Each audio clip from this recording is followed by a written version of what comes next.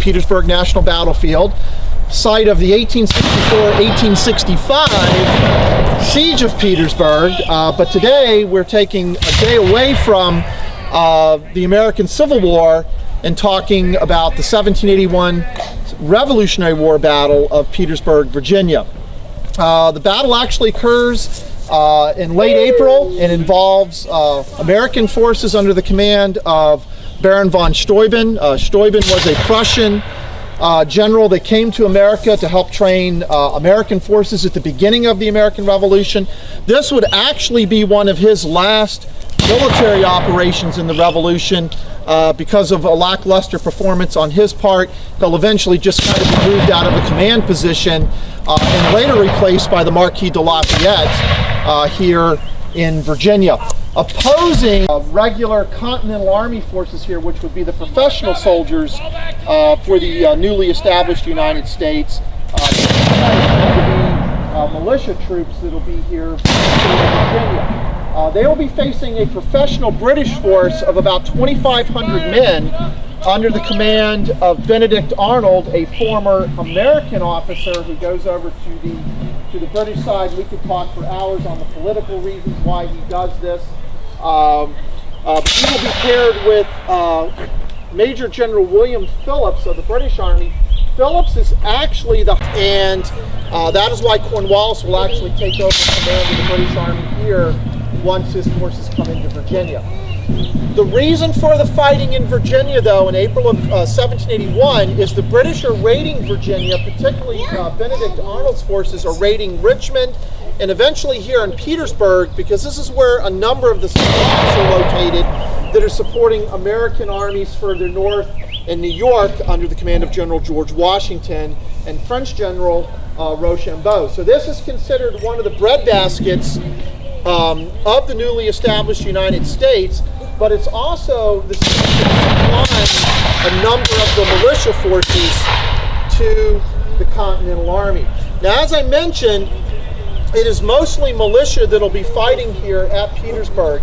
And as Benedict Arnold's men move into the city of Petersburg, Petersburg is about 2 miles behind us, or behind you, they will actually move right through this area here, which is now Petersburg National Battlefield, and more famously known for the Civil War siege in 1864 and 1865. But prior to that, American forces, mainly militia, who are stretched here in the skirmish.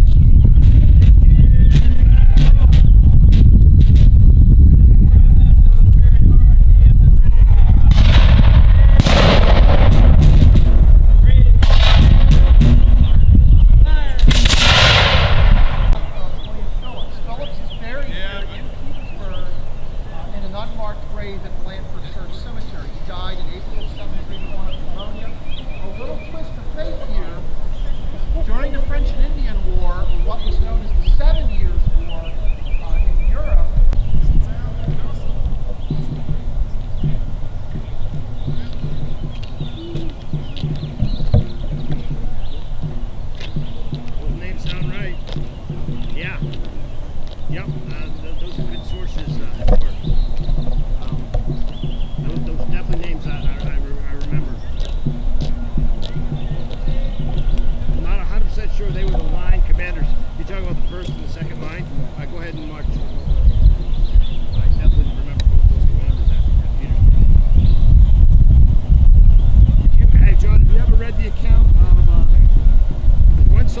talks about a British ship coming up the river. Yeah. And how his commander kept yelling duck every time or down. Yeah, that's the weird thing. Caliber buckshot would be on top of it. It's a very effective fighting weapon, especially at close range, having that buckshot, but also that large ball. And again, you know, I talked a little bit about accuracy. It is by far one of my favorite weapons to demonstrate with. My best was manufactured in the early 80s. I can count on one hand how many misfires I've had since probably like 1983. So again, a very reliable, a very well-crafted weapon. Now on the American side, it doesn't have that component where it can carry a bayonet, whereas the British Brown Bess will carry a bayonet. A lot of this fighting is very up close and personal, and that's what was really the deciding line with the British regular infantry and a lot of the American militia, because they didn't have that discipline to stand and fight in the face of their adversaries who had months, years, hours and hours of that training. One of the big things though, by 1781, actually by 1779, France had entered the war on the side of the Americans. Not necessarily because they love us, but because they want to get back at their arch rival, the British Crown, for the loss in the French and Indian War. France will be heavily supplying and financing the American effort by 1781. I would estimate that at Yorktown, 90% of the American material, or the material used by the Americans in the defeat of Cornwallis, was French supply.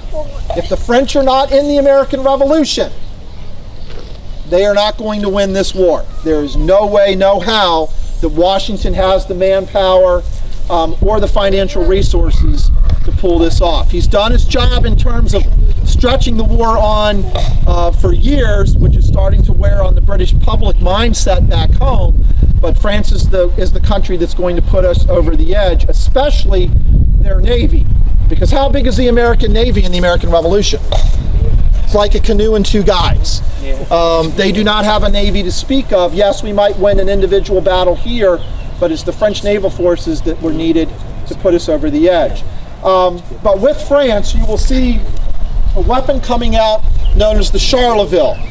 France is upgrading their weapons by the time of the American Revolution, so we'll get a lot of their hand-me-down weapons, but it has, as opposed to the Brown Bess, which, let me borrow your Bess for just a second. The Bess is held in place by pins. So the weapon, in terms of taking it apart, removing the barrel, is very difficult. Thank you, good sir. Whereas the Charleville is held together by bands. This is actually the pattern weapon that the Springfield Armory will adopt when we start manufacturing weapons in bulk here in the United States. We will look at the French design, and that is what we are going to adopt. You'll see it going into the Springfield muskets, and as we move in through the American Civil War. The Charleville, much like the Bess, a very well-maintained weapon, or well-built weapon. It's also one that's a little more interchangeable than the Bess was. So it has a lot of strong attributes. I've been in military history all my life. I've heard all the French jokes, blah, blah, blah, blah, blah, blah. They are manufacturing some of the best weapons in the world at this time. In terms of artillery, they have no equals in the world in terms of what they're manufacturing and putting out there on the field. Drop once, never fire. Thank you very much. That's you. Any questions? Okay, we have a lot going on.